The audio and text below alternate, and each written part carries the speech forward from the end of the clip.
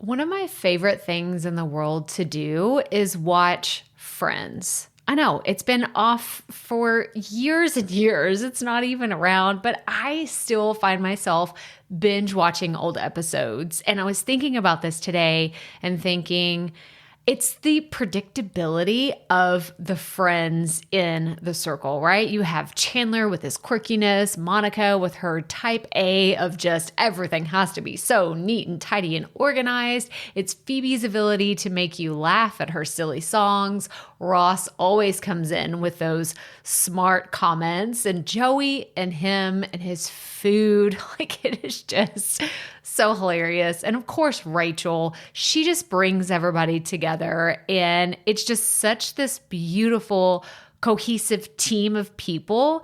And it's why I wanted to come on and share with you today that I have an opportunity for you to find your friends in the content creation space. So if you are thinking about creating your first or your next digital course, I don't want you to miss this opportunity because Amy Porterfield just opened the doors for registration for her Course Confident Bootcamp. And I'm actually offering a special bonus for anyone that registers for the Course Confident Bootcamp through my special link. So I want you to go to crystalprofit.com/Amy-bootcamp to register.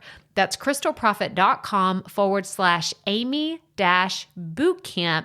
And what you're going to find when you get there is I have this special bonus private podcast series. It's called Money Mindset for Creators. So I want you to go register for Amy's bootcamp, download the podcast, and immediately start listening to it, because what this training is set up to do is to help you get your mind right about monetizing your content, making money so that you can fuel your content creation dreams. So go to crystalprofit.com/Amy-bootcamp to register for Course Confident. And I cannot wait for you to find your friends and find the people that will be there for you. Do you see what I did there? Yeah, nice little friends segue connection.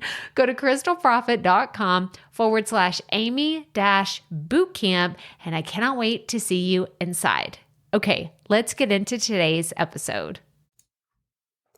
Have you ever met one of your personal heroes and asked them, how did you get where you are today?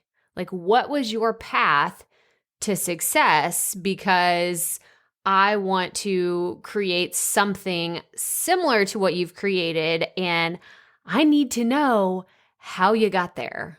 Have you ever been in that situation? Have you ever met somebody that you just admired so much from afar for a very long time, and you had the opportunity to ask them, how did you get where you are?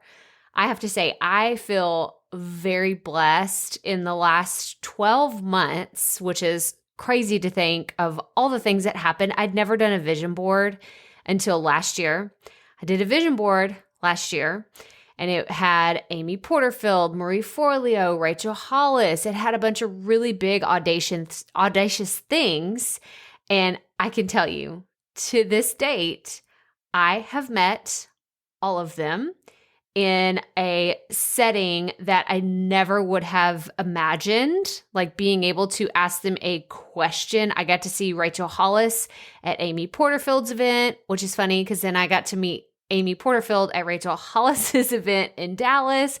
And then I got to speak to not only Marie Forleo, but Brene Brown. Are you kidding me? Oh my gosh. Like, we're talking about megastars in my mind. I don't know how you view them, or if you even know who I'm talking about, look them up. If you have no idea who these people are, look them up. They're kind of a big deal, but I wish that I would have had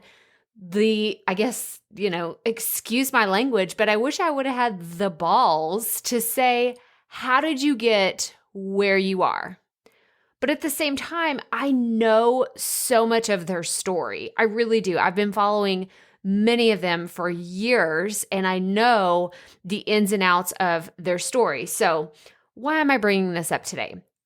I had the question posed to me that was, what is your path to success? And this is not like one of those humble, braggy moments of like, I'm so successful, I'm amazing, because y'all know that's not my style. Okay? No, there's no ego centered on what we're talking about today. But I have had many questions about how did you go from not having any people listening to your podcast to having 50,000 downloads? And how did you have 0 listeners to 500 listeners in less than a year's time? So it wasn't less than a year's time. Excuse me. That was total. Let's fact check that real fast. That's not true. I meant 0 to 500 in about 2 years. So we're going to cover a lot of this today because I've told many stories on this podcast, but I've never taken you all the way back. Like we're getting in the hot tub time machine today, and we're going really far back to where my journey began, and I can't wait to share it with you. So let's get right to it. Welcome to the Profit Podcast, where we teach entrepreneurs how to start, launch, and market their podcast. I'm your host, Crystal Profit, and I'm so excited that you're here. Thanks for hanging out with me today, because if you've been trying to figure out the world of podcasting, think of this show as the time-saving shortcut you've been looking for. So let's get right to it, shall we?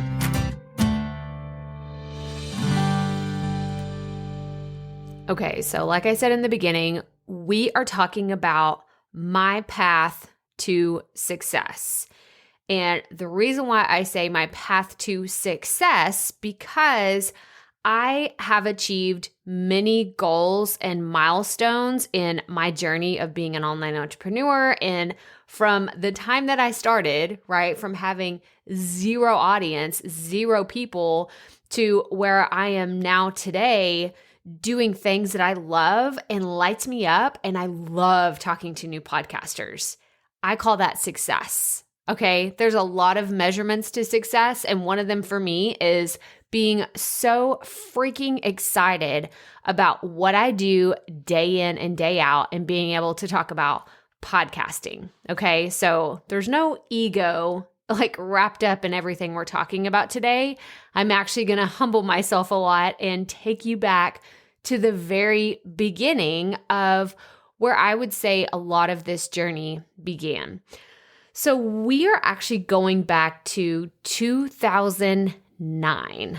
Okay, I told y'all we're going really far back. And you're like, Crystal, you said you've been doing this for 5 years. Why are we going back that far? Because that is when I was finally doing things on my own, right? So I graduated from college in 2009. So roughly 11 years ago, I was out on my own doing things for the first time. And there were a lot of personal things going on in my life as well. I actually had graduated, or no, wait, let me back up. I had my first son. Okay, I had my first son on May 1st, and on May 15th, I walked across the stage to get my marketing diploma. Okay, so I was a new mom, I was a young mom, and here I am all of a sudden thrown out into the world like, oh my gosh, what is life gonna look like? Because, it wasn't part of the plan to, have my life turn out this way, which is so funny because, in hindsight, we think that we have this plan for our life. And then all of a sudden it takes a different turn. And I feel so blessed and so just filled with gratitude that everything has turned out the way that it has, because there's a lot of twists and turns to this story, which we're going to get into. But I wanted to let you know, like, finding a job in 2009 was a struggle. Okay. Like, I was in college when the market crashed.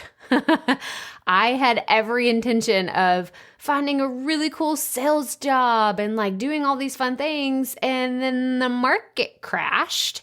And I remember my professors saying, basically, I'm happy that I'm a professor and my job is secure because good luck to y'all. You ain't gonna find a job. That's really what I felt like they were saying to all of us in most of our classes was good luck. I have tenure. I'm secure. Have fun. Like, I'm glad I'm not starting my career out right now. really encouraging, right? You guys, like, come on. Don't be doing that to brand new, like, baby college grads that are getting out in the world. Like, that's not very encouraging. So like I said, I graduated from college. I had my first son. I walked across the stage 2 weeks later, and then we decided to move back to my hometown, and I got a sales job. Okay. So this is where things get a little funny, and I have not told a lot of this story, but I'm gonna go ahead and tell it. Like, I'm just gonna be super vulnerable today and tell you what this actually looked like. So I had a friend of the family who had a home health medical company, or I shouldn't say home health medical company because they were the home health company, but they went to doctor's offices and, they called on patients. They kind of secured patients that way and this and that. So they were a friend of the family. I got a sales job there. I think I lasted 3, maybe 4 months before we both mutually decided this is not going to work. And the reason why I laugh is because I have told myself since I was a young child, the one job I would never get would be in the medical field. Doctor's offices make me very uncomfortable. Like, dentists are okay, like going to other, like, no. I'm not a fan of doctor's offices. I'm not a fan of hospitals. It's not my thing. But yet here I was, fresh out of college, getting the first job that came to me. And I am literally in and out of medical offices day in and day out, calling on these doctors. I'm sitting in waiting rooms. I'm going to these doctors. I have no idea what I'm doing. I don't know anything about home health. I don't know why they should choose our company over a competitor. And it was a family business. So the people that did work there, like, they knew the ins and outs of it because they had grown up in it. I was just like deer in headlights, like, what am I doing here? How is this working? And all the things. On top of that, I was a brand new mom. I was still nursing. Y'all, I had to pump while I was driving down the road. Are you freaking kidding me, right? I was like, I had my pump and I was driving down the road. I had my nurse cover up. And then I just remember thinking, is this even worth it? Is this even worth it? I wasn't getting paid very well because I didn't have any commissions. I wasn't bringing in clients because I was terrible at this job. Okay, so I want to wrap this, like, part of my, like, this chapter. We're going to close that because what I learned during that time was I don't want to do a job that I don't love and makes me, like, cringe every single time I thought about going to work. I wasn't good at it. I was not good at it because I shouldn't have been there in the first place. I said yes to a job I really didn't want to do. And I feel like they said yes to me because I was a friend of the family, even though they're like, Crystal is terrible at this. So we didn't have any hard feelings. We parted ways. We're still friends to this day, but it was just a bad fit. It was a bad fit all around. So that was like lesson number 1. So then in 2010, we moved to the Dallas-Fort Worth area. So if you don't know this about me, I'm from a small town in Northeast Texas, Athens, Texas, actually home of the hamburger. We're pretty proud about it. I say we, I haven't been there in several years, so I can't say we, but my hometown is proud to say they are home of the hamburger. So we moved from there to the Dallas-Fort Worth area, which was a lot bigger market, right, to find a job. And by this time, the recession, everything had kind of picked back up. Business was starting to take off. And I thought, well, should I go back to school? And I had developed a love of nutrition. I took a nutrition class. It was like Nutrition 101. I was like, I'm going to be a nutritionist. This is what I'm going to do. But here's the funny thing, you guys. I realized to become a registered dietitian, you had to go through clinicals, which involve what? Being in a hospital a lot and doing all kinds of things in a hospital. And then I was like, maybe that's not the right thing for me. Maybe that's not it. So I quit going to this community college because I was a marketing major. I didn't have any of the biology and chemistry and all the things. So that kind of fell apart, and I really wasn't that sad to see it go because I did not want to go back to school. So that was 2010. In 2011,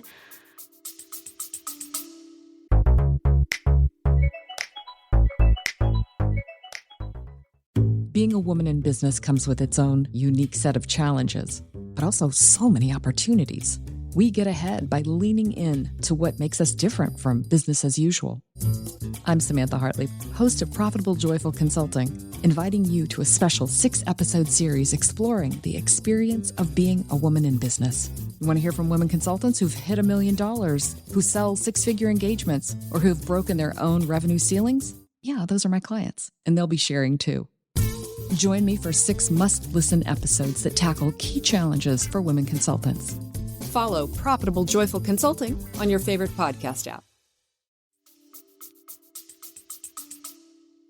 My husband and I, we were talking about it, and I was like, I've got to get a job. Like, I've got to do something. I was staying at home with our oldest, and we lived in an apartment at the time. And I was like, I didn't feel like my son was thriving. I didn't feel like I was thriving.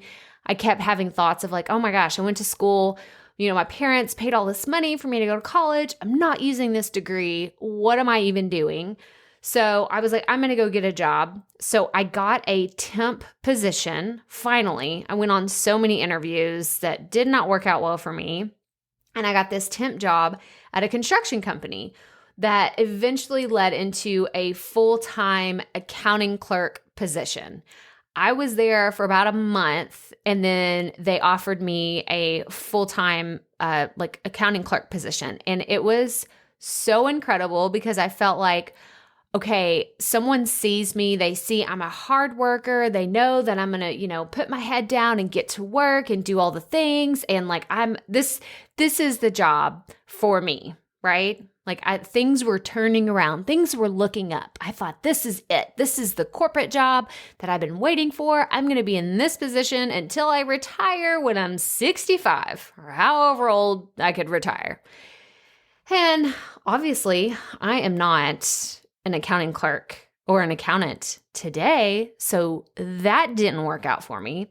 I was at that company for about 3.5 years, and we actually moved out to back to close to my hometown. We moved out there to be a little bit closer to family, and my husband, who had been working, and this was another thing, he was working in downtown Dallas, I was working in downtown Dallas. He was working in downtown Fort Worth. So if you're not familiar with that, we were literally living right smack in the middle of the Dallas-Fort Worth area, and he was driving 45 minutes one direction.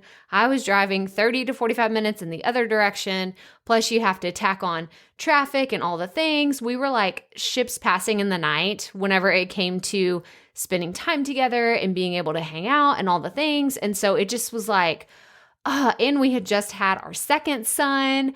So it was super crazy during that time. So we decided we moved out to East Texas, once again, close to my hometown for my husband's job. And I was just like, I can't do this anymore. Like being a working mom, like it was hard. We had 2 kids, and daycare is insanely expensive with 2 kids, and our oldest was about to start kindergarten. So I was like, okay, why don't I just stay at home for now, and I'll eventually go back to work. I'll eventually look for another job. This was around like 2014. So I started exploring what I really wanted to do, right? Like when you're at a corporate job or you're doing something, like you just kind of have your blinders on, like this is your job, this is what you do, and this is mostly what you think about day in and day out because you're there 8 or maybe even more hours per day. So I only really identified as a working mom. So I had my job and I had my children, my family, right? So all of a sudden here I am, and I'm just like, okay, now I'm just a mom. Is that who I am? Is that what I want to be? And my answer when I first started staying at home was, yeah, I'm going to be the best stay-at-home mom that's ever been on this planet. And I put these crazy, unrealistic expectations on me. This was also around the time that Pinterest really exploded. And people, like, you had to have Pinterest-worthy projects and Pinterest-worthy crafts and desserts and recipes and all the things if you were going to be a stay-at-home mom, right? It's like this judgy world that you probably don't even know about unless you've been a part of it before. And some of you are probably nodding along like, yeah, I know exactly what you're talking about. And those of you that don't, you know those people that are the judgy stay-at-home moms that only do Pinterest-worthy things for all of the children all of the time. I tried it. That's not for me. That's not for me. I can't do it. Nope. That's not for me. But I did explore some other things. I explored cooking, and I started working out a lot more. I started running. I started, like I said, I did the whole school mom, like homeroom mom, PTO thing. But then I also started writing. And writing was the thing that I feel like connected me back to who I am at my core. I had taken this creative writing class whenever I was in high school, and I loved it so much. But I don't really remember where I fell off doing the creative writing. Probably after that class was over, I was like, okay, that's cool. I got my grade. I'm done. But I remember enjoying it so much. So whenever I started staying at home, I was like, well, I'm going to start writing. What am I going to write about? I don't know. So I started exploring. I started writing poetry. I started a gratitude journal. I started doing a bunch of different things. And I started looking at books at like Barnes & Noble to help me just kind of explore this creative writing that I was doing. So then that was in 2014. In 2015, I kind of got serious about my writing. So this is when the online world kind of exploded for me. I found a few bloggers that I had been following for a while, and I realized, wow, like these women are making money staying at home with their kids and writing blogs. Well, I can do that, right? I'm like, let me pull my hair back in a ponytail and pull up my bootstraps because I can do this too. So after writing for a while, I decided to start a blog, and it was between 2015 and 2016. That's like kind of blurry to me because I just remember I started writing, and then I would do the blog and then not do it, and then do the blog and then not do it. And I wasn't really consistent in doing it. And I honestly just had no idea what I was doing. No idea. I was on Blogger, and if you don't know what that is, then it's okay because it's really just a blogging website. Like it's not even really like a customizable website, like something like WordPress. So that's what I was doing. And then in 2017, I published my first book. Now I know you're thinking, wait, Crystal, you just said you had no idea what you were doing, but then you published your first book in 2017. How does that work?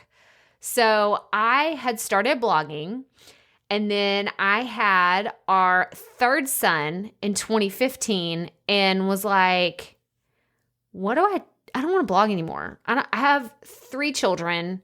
I don't know what I'm doing anyway. I'm not making any money. I'm not seeing any results. There's not this huge explosion of growth that I thought would happen, right? I had these unrealistic expectations that if I just threw content out there every once in a while, then it would totally explode and I would be, internet famous and all the things. That did not happen for me. So what I did is I put my blogging aside, but then I came back to it and I said, man, at that point I had done 100 posts. Okay, and I know you're thinking, whoa, that sounds like a lot. Well, it was basically from 2015 to 2016, I had done that many. Again, it wasn't consistent, but I tried to do it every few days. So I did have a bunch of content out there. So I thought, well, why don't I just turn this blog into a book? And at that point, I had become obsessed with taking my kids to the library because I'm just going to be honest, it was the one place where I could take all the kids. And like we would go pick up my oldest from school, and then we would go to the library and they would have story time, and I would kind of get some alone time because I would drop them off in one room to like sit for story time. And then I would escape to the nonfiction business section looking for books that I could read, that I could check out. And that's when I really became obsessed with learning more about business, even though that's what I went to school for, which is so funny. I went to school for business, but I was hungry to learn, how can I turn this into something that's profitable that makes our family more money? So that's when I just got the wild hair of, I think I want to publish a book, and because I was reading so many other books. So that's what happened in 2017. And we also moved again in 2017, right? You're like, Crystal, how much moving? Yeah, we moved 4 times in 5 years. It was kind of insane. I'm so glad that we don't have any plans to move in the future, but it was pretty intense to move our family around that much.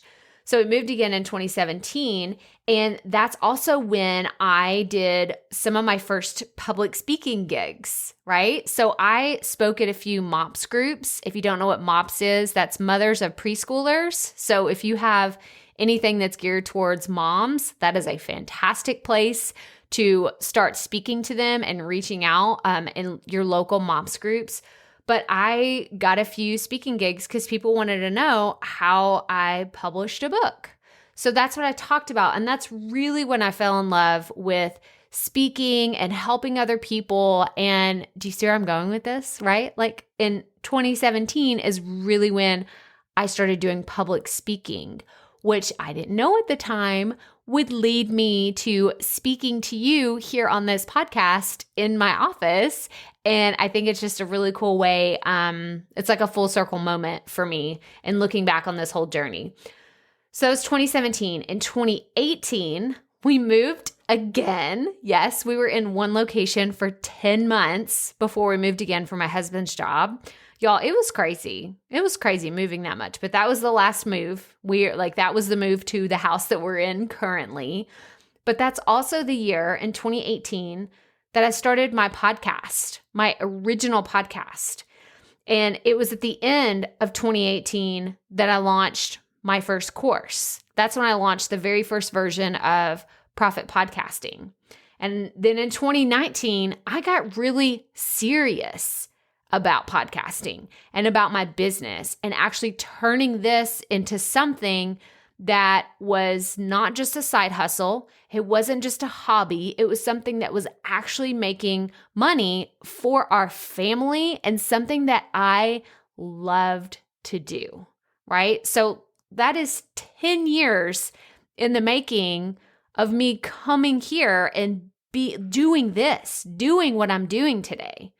Isn't that crazy? Like, I love how people they always assume like, oh, well, Crystal must have just started her podcast and then immediately everything fell into place. And now, she's grown her email list and she's done this and she's got lots of downloads and she's partnered with these awesome companies and done all these other things.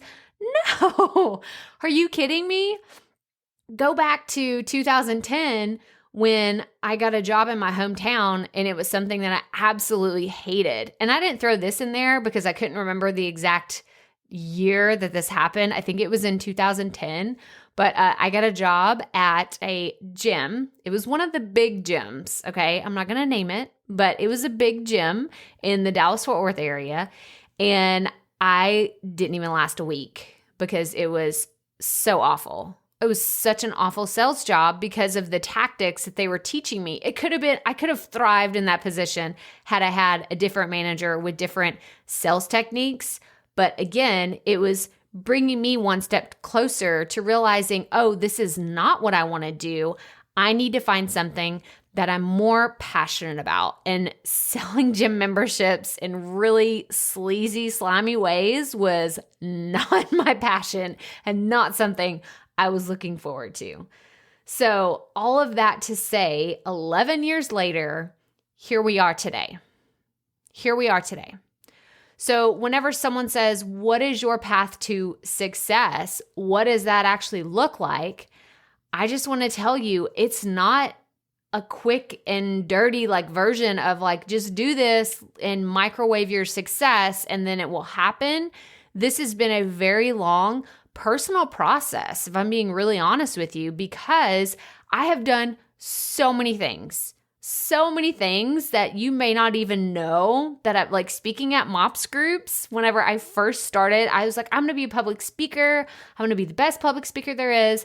I spoke to, I want to say 3 MOPS groups. And then I was like, oh, these aren't the people that I need to speak to because they could care less about business. They want to know more about crafts for their kids than business. So why am I speaking to them? So that was a lesson in who I wanted to speak to and what my message actually was. Another lesson was from that first job I had right out of college. I knew I didn't need to be in the medical offices every week. And I knew I did not want to be pumping, right? While I'm driving down the road.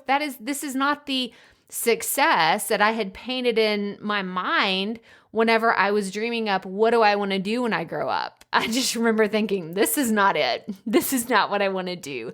And then as an accounting clerk, like that job was really great. It paid really well because it was in the corporate world.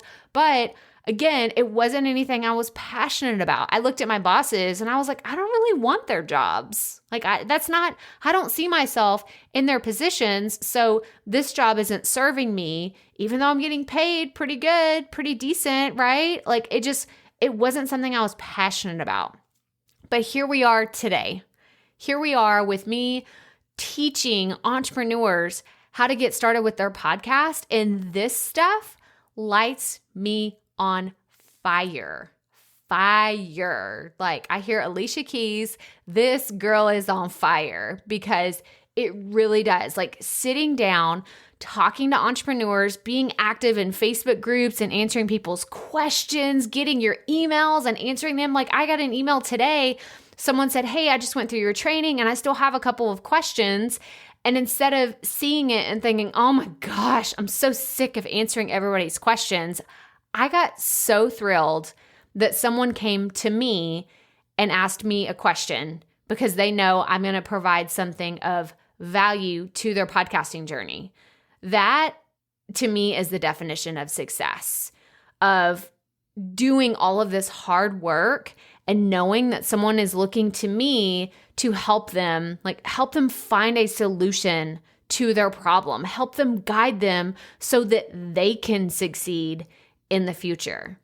And I talked about this in the last episode, but I have an episode coming up that is all about the ripple effect of podcasting. And I'm really looking forward to sharing with you because it makes me so emotional to think about the journey that someone can go through just listening to a podcast, not even creating one, just listening to a podcast. It can change your life.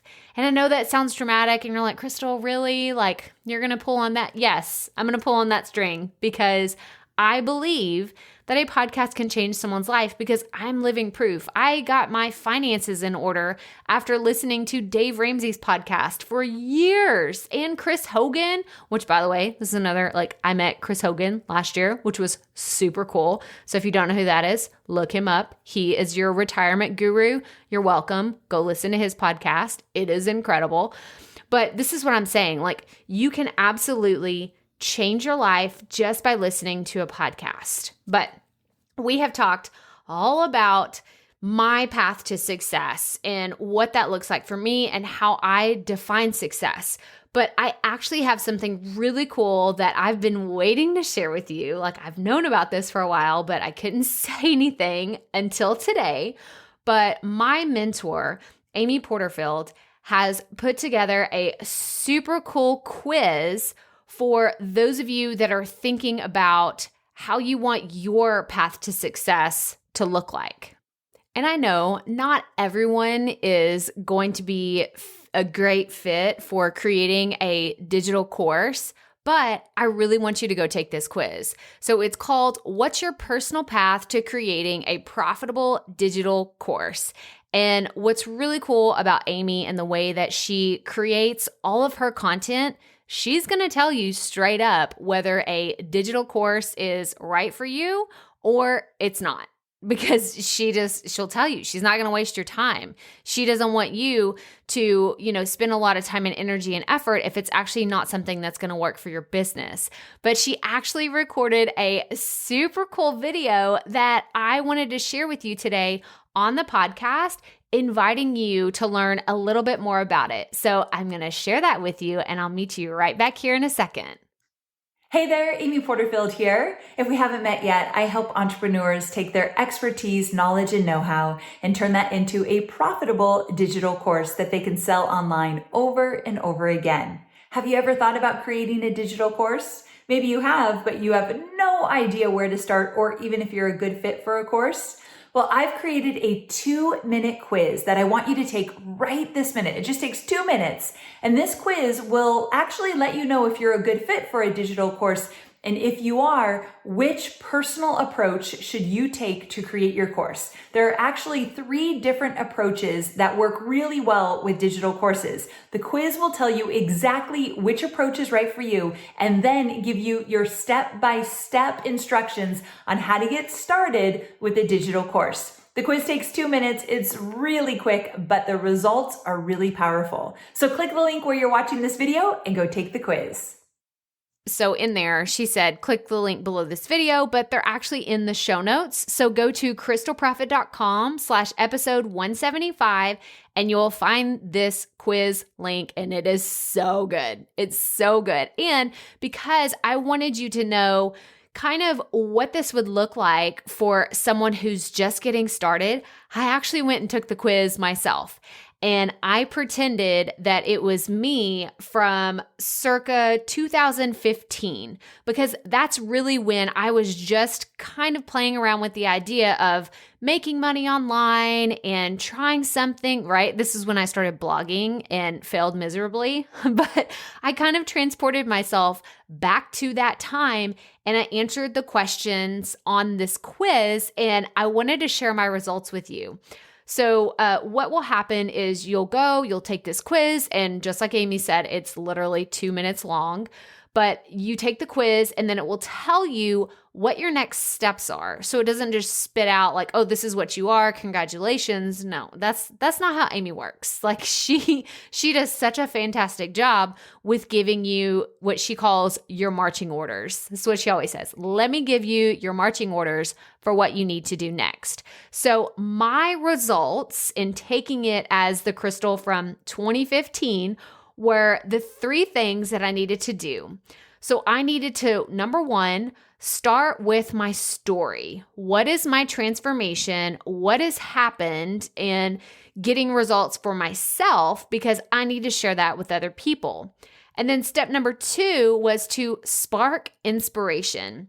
And it's really funny because if I look back on what my journey looked like from 2015 to 2018, when I actually started my podcast, I feel like that's what I was doing. I was sparking inspiration for myself and who I wanted to serve and what I wanted that to look like. So that's really cool to see that that's what I needed to do.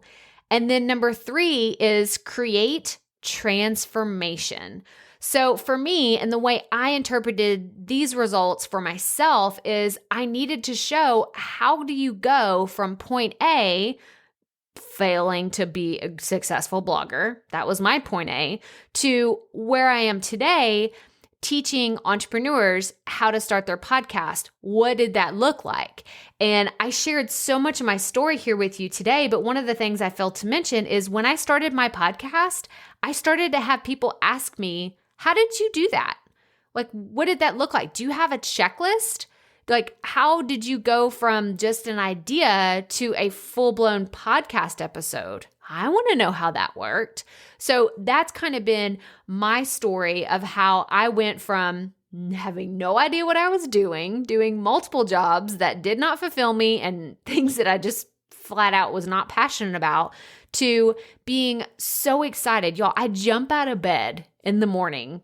Like every day, I get up at 5:10 a.m., go pour myself a cup of coffee, do my daily, like my morning work where I do my writing, I do my gratitudes, and I'm usually, my brother-in-law calls it butt in seats. That's what he always tells his kids whenever it's like time to go. They're going on vacation. He's like, all right, butts in seats at a certain time. I have my butt in my seat, usually around 5:45 a.m., and I'm so excited to get started on whatever it is that I'm doing that day, because I know the work that I'm doing matters. That is what keeps me going and what gets me so excited about everything that I've been doing in my online business and in my journey. So I hope that you enjoyed this kind of like sneak peek into my journey and what my path to success has looked like. And I would love for you to learn more about my mentor, my friend and my mentor, Amy Porterfield, because she has taught me so much. So you can go to crystalprofit.com/Amy, and I put together a really cool page about what my journey has been like ever since I really started listening and following Amy in everything that she does whenever it comes to online business. I'm talking about building your email list, creating a digital course, having successful webinars, turning your digital course on evergreen where you're literally making money in your sleep. I learned all of that from her. So again, go to crystalprofit.com/Amy and you will see I have my favorite podcast episodes that she's created. I've put some fun pictures of Amy and I together.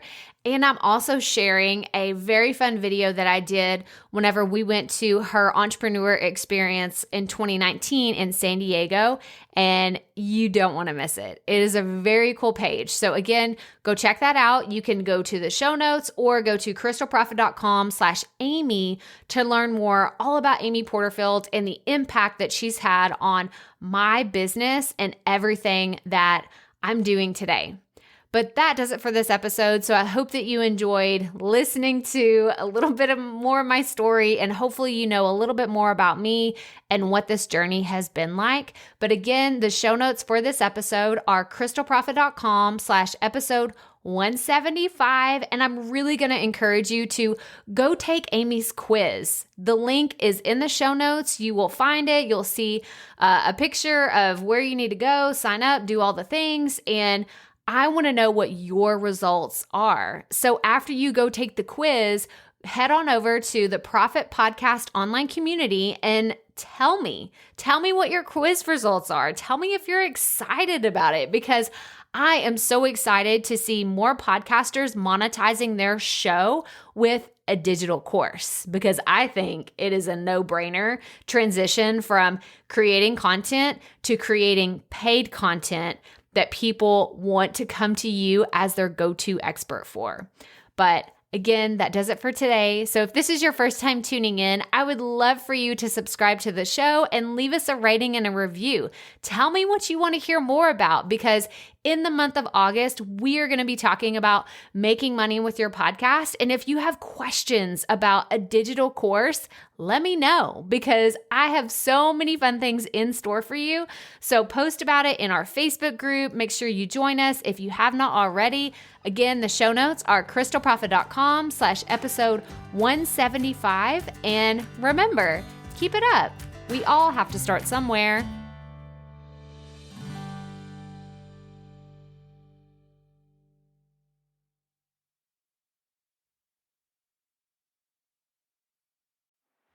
Hey, Profit Podcast listeners, thanks for sticking around to a little bit after the episode to hear this special message, because I want to hear from you. We are starting a new segment called Fan Mail Shoutouts, and I want to hear from you, and I want to hear your questions. What do you want to know? What questions have you been dying to ask me? So here's how to make this happen. Go to the app where you're listening to this podcast right now. Go there. I'll wait a second. Okay. Now, once you're there, you're going to see a hyperlink at the top of the episode description that says, "Send Crystal a text message." And that's all I want you to do. Send me a text. It could be casual, informal. It could be totally anonymous. Or if you want, you can include your name and the name of your podcast or content wherever you are creating, and I will give you a special shout out in an upcoming episode. So again, go to the show notes for where you're listening to this episode right now, and it will say, "Send Crystal a text message." And I cannot wait to hear from you and give you a shout out in an upcoming segment of Fan Mail Shoutouts.